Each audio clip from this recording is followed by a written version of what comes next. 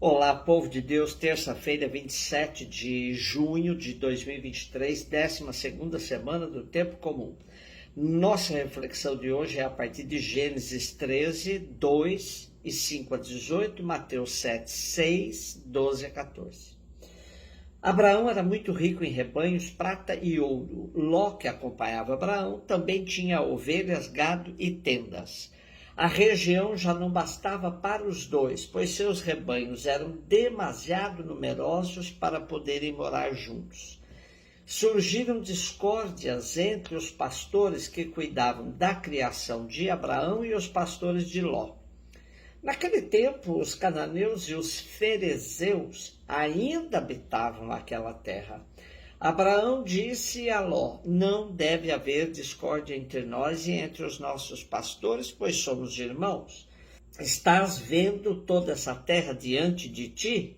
Pois bem, peço-te, separa-te de mim. Se fores para a esquerda, eu irei para a direita, se fores para a direita, eu irei para a esquerda. Levantando os olhos, Ló viu que toda a região em torno do Jordão era por toda a parte irrigada. Isso antes que o Senhor destruísse Sodoma e Gomorra. Era como um jardim do Senhor e como o Egito, até a altura do Segor. Ló escolheu então para si a região em torno do Jordão e foi para o Oriente. Foi assim que os dois se separaram um do outro. Abraão habitou na terra de Canaã, enquanto Ló se estabeleceu nas cidades próximas do Jordão e armou suas tendas até Sodoma. Ora, os habitantes de Sodoma eram péssimos e grandes pecadores diante do Senhor. E o Senhor disse a Abraão, depois que Ló se separou dele: ergue os olhos e do lugar onde estás, olha para o norte e para o sul, para o oriente e para o ocidente. Toda essa terra que estás vendo, eu a darei a ti e à tua descendência para sempre. Tornarei tua descendência tão numerosa como o pó da terra. Se alguém puder contar os grãos do pó da terra, então poderá contar a tua descendência. Levanta-te e percorre este país de ponta a ponta, porque é a ti que o darei. Tendo desarmado suas tendas, Abraão foi morar junto ao carvalho de Mambré, que está em Hebrom, e ali construiu um altar ao Senhor. Abraão e o seu sobrinho Ló viram crescer a sua riqueza em rebanhos. Surgiram então problemas de espaço, de abastecimento de água e de pastagens, e foi preciso separar-se. Esta narrativa explica as relações entre os israelitas e os amonitas e edomitas na época da sedentarização. A memória do litígio entre os dois clãs é apresentada com uma nova profundidade teológica, cuja mensagem continua atual. A riqueza de Abraão e de Ló mostra os efeitos da bênção divina derramada sobre eles. Como chefe de clã, Abraão está preocupado que haja pastos abundantes e poços de água para todos. Quando escasseiam, oferece ao sobrinho a possibilidade de escolher. Assim revela um coração livre e desapegado das riquezas. Ló escolhe a melhor parte, que todavia se irá revelar sem futuro. A beleza do Vale do Jordão antes da destruição de Gomorra, enfatizada na descrição, esconde o caruncho da corrupção dos seus habitantes. Abraão, sem descendentes, aceita a terra mais pobre, continuando a manifestar total confiança naquele Deus que o chamou e o mandou partir, mostrando-se capaz de ver para além do momento presente. Aceita Deus e a sua promessa. Então o Senhor convida Abraão a erguer os olhos e a observar o país, todo o país, que será seu, e assegura-lhe uma descendência numerosa como o pó da terra. Ló recebeu tudo imediatamente, mas o presente revelou-se inconsistente para ele. Abraão, pelo contrário, acreditou no futuro de Deus e sua esperança não foi decepcionada. Mateus 7, 6, 12, 14. Disse Jesus aos seus discípulos: não deis aos cães as coisas santas, nem atireis vossas pérolas aos porcos, para que eles não as pisem com os pés e, voltando-se contra vós, vos despedacem. Tudo quanto quereis que os outros vos façam, fazei também a eles. Nisto consiste a lei e os profetas. Entrai pela porta estreita, porque larga é a porta e espaçoso o caminho que leva à perdição, e muitos são os que entram por ele. Como é estreita a porta e apertado o caminho que leva à vida, e são poucos os que o encontram. Seguimos a leitura do Sermão da Montanha. O versículo 6 é do estilo dos Provérbios.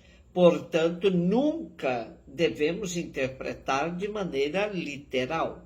O contraste é claro: cães e porcos de um lado, sagrado e pérola de outro. Já interpretaram cães e porcos como pagãos, mas nada nos induz a tal interpretação. O mais certo é que se refira ao que é puro e impuro. Porco, pelo menos, é bastante conhecido como animal impuro, proibido pela lei de ser consumido. E o provérbio que se refere ao porco também tem conotação de coisa desprezível. Anel de ouro em focinho de porco, tal é a mulher bela, mas insensata. Poder-se interpretar: não coloqueis anel de ouro em focinho de porco. E sagrado é o caminho, o ensinamento de Jesus, tão valioso quanto as pérolas, que não deve ser jogado para quem não tem sabedoria para entender, pois estes, além de não entender, se voltam contra quem lhes deu esse bem tão valioso. Temos no Talmud a lei oral judaica: não entregueis a um pagão as palavras da lei, e não coloqueis coisas santas em lugares impuros. É outra pista de interpretação temos em Eclesiástico 22:9, que diz: quem transmite a sabedoria a um insensato é como quem fala com quem está dormindo. Depois temos a famosa regra de ouro, que aqui Jesus a torna positiva. Não se trata, como dizia a lei, não façais os outros o que não querem que vos façam. Jesus a transforma para: tudo o que quereis que os outros vos façam, fazei-os vós mesmos a eles. Para fazer o bem é preciso tomar a iniciativa, não ficar esperando o que os outros nos fazem. Por isso Jesus diz: tratai os outros assim como quereis que vos tratem. Nisso consiste a lei e os profetas. Jesus, assim, eleva essa regra de ouro a um princípio universal.